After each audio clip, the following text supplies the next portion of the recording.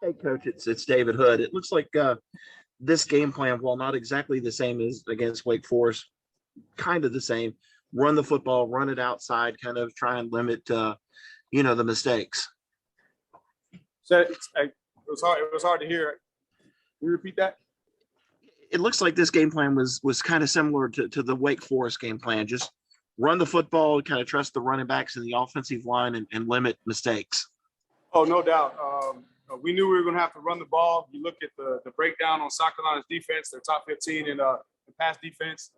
With where we were from a personnel standpoint and wideout, and the backs have really started to come on. Finally had some cohesion and continuity on the offensive line, and then coming off the performance against Wake, I knew these guys had some confidence. So it was kind of what we were doing well against the area where they not as well on defense, and so. We wanted to establish the run, really challenge the guys to establish the line of scrimmage.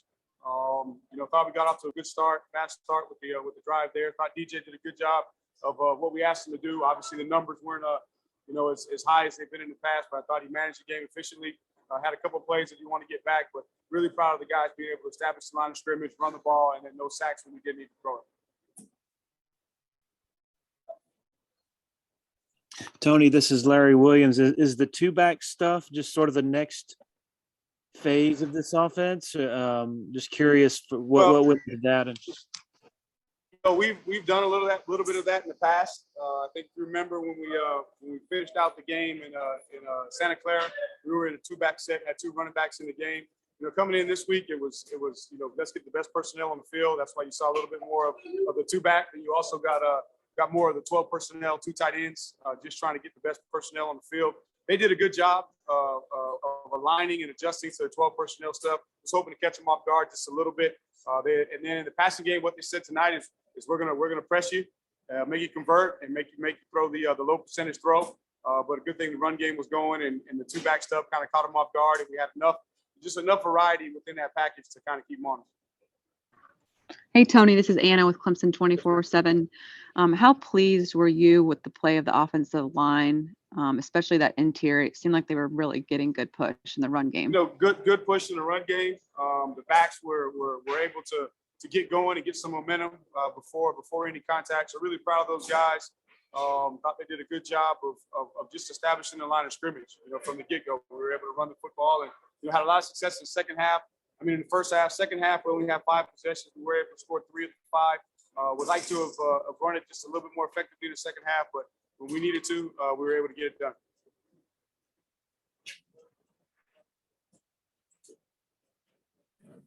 Tony, this is Pete. Go ahead, Matt.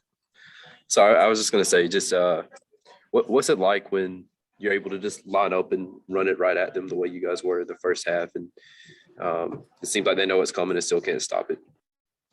I think what it does is it just ignites your sideline. There's nothing more demoralizing to a team than to have the ball ran on you. It sets the mentality, the mindset from a physicality standpoint in the trenches. It allows you to stay ahead of the chains, so you can stay. You feel like you're in control because you're able to stay ahead of the chains. So it opens up some other things. So some of the play action stuff, some of the move the pocket stuff was there when we needed it. So whenever you can establish a line of scrimmage and run the ball, it just ignites your sideline. It helps. It helps to control the game, keep guys. Yes, sir. Keep the sideline fired up, and then also helps your defense too because you can take some time off the clock and help those guys rest before they have to go back out. Tony, this is Pete at AP. What does this say? The way you guys finished up after having the adversity that you did this season, and maybe 6 weeks ago, some might not have expected you guys to finish the way you had. I think first and foremost, it speaks to the foundational principles that Coach Sweeney's laid in his program. About effort, toughness, never quit, belief in self. Playing 60 minutes, believing in your teammates, even when the outside says not to, and then the good young men believing in those foundational principles and going to work and being able to block out the noise and focus on what was most important, and that's playing for the love of their brothers, the love of the university, the love of the team. And we were able to persevere through the adversity.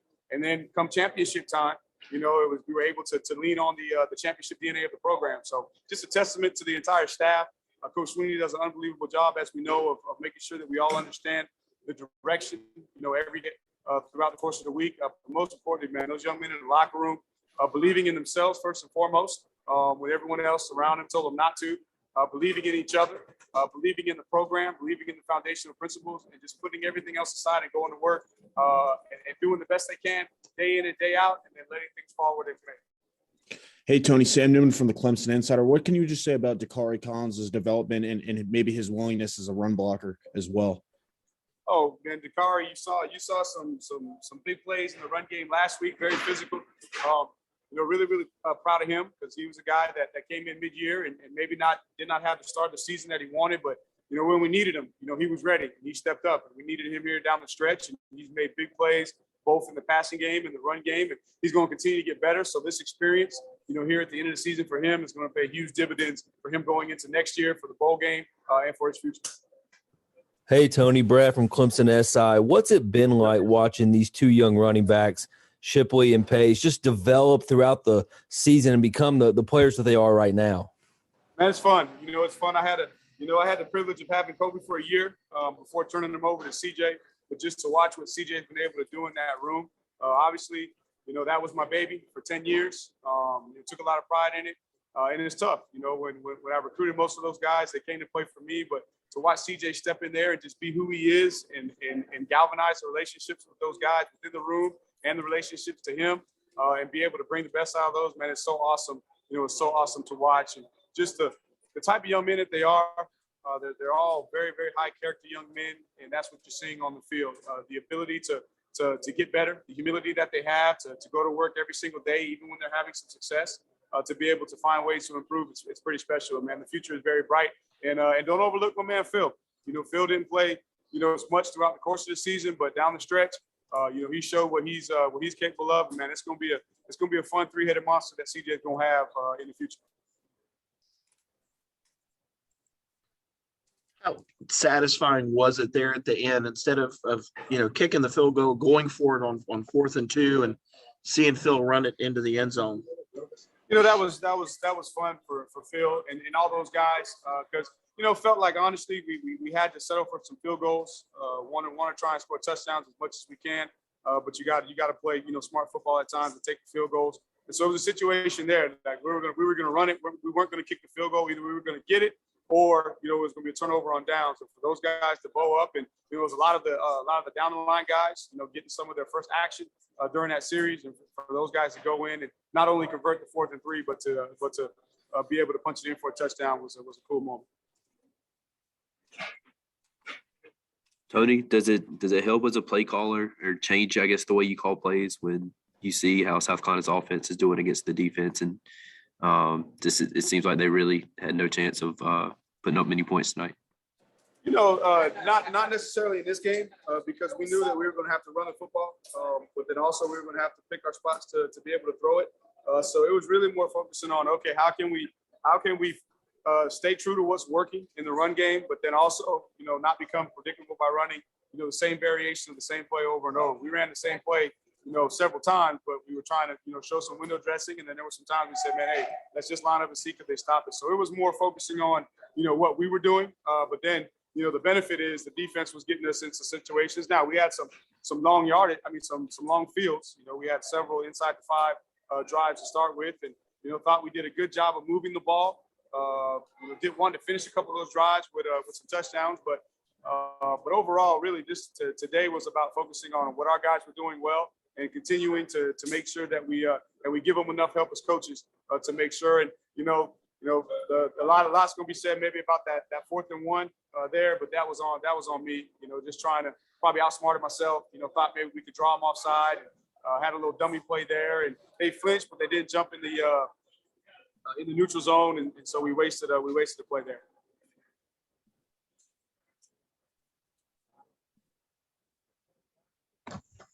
Tony, this is Grace Rayner with The Athletic. You mentioned the job that CJ Spiller has done. Shipley told us earlier in the week that maybe earlier in the season there was some jealousy in the room. Just how have you seen that room evolve, especially after you guys lost some of those guys to the portal?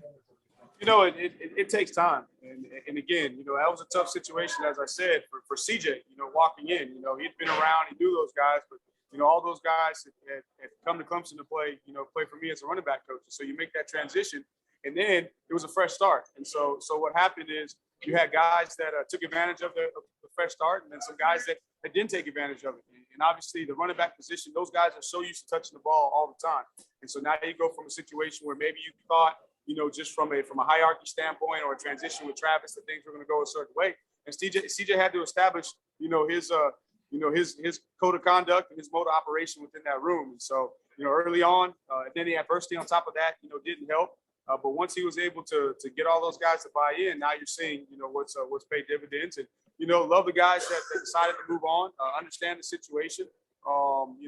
Probably timing. If I had to say one thing to those guys, just timing may not have been the best thing, but it looks like it's going to work out well for both of those guys. And, matter of fact, talked to one of them the other day, called to wish me back a happy birthday. So, they made business decisions, which I understand, but that also created opportunity for the guys, that wanted to buy in, that wanted to be a part of what CJ was establishing in that running back room.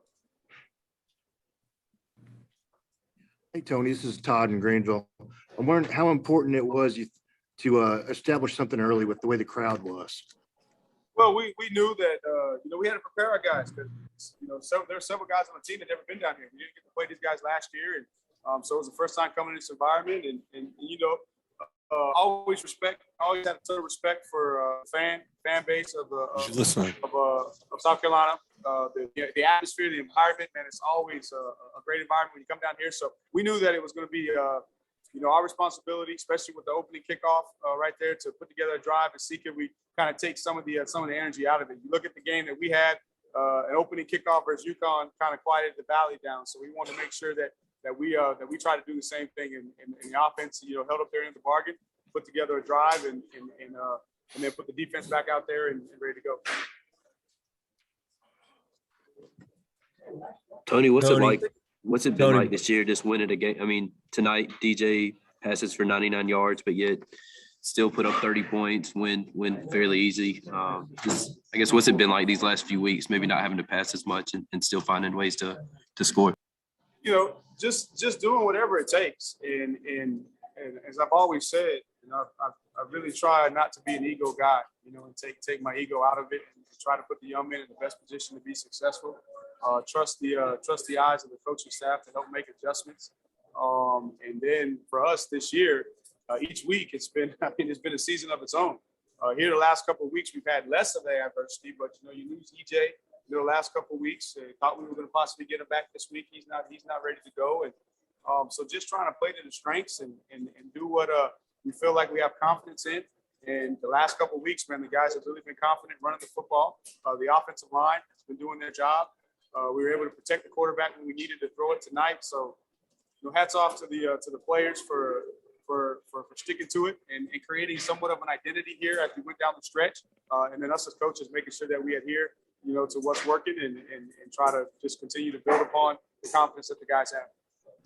Tony, it's been a long time since you haven't been preparing for an ACC championship game this week. How does that change what you want to do in terms of, assessing and then, maybe working on some developmental stuff for the next several weeks? Well, first of all, this next week's going to be focused on recruiting. We haven't been in this situation where we've been able to go out and recruit, and we still got some positional needs that we got to go fill. So we're going to get out and recruit, give the guys a break, let them heal up. We'll have the support staff working on, our sales scout, being able to understand kind of how we finished, and also start prepping for the bowl game. Probably won't know who we're going to play for another week or so. So this next week will be focused on recruiting, the guys getting healthy, and then the guys, the support staff, will start to put together some of the postseason stuff for the bowl game, but then also some of the stuff that we'll do to analyze ourselves. And then when we come back the following week, will still be some recruiting, but then we'll get more geared in on preparing for the next opponent. Take one last question from Coach Elliott, if anybody's got one. Okay, hearing none, thank you very much, Coach Elliott. I appreciate it. Thank you. We'll shift coming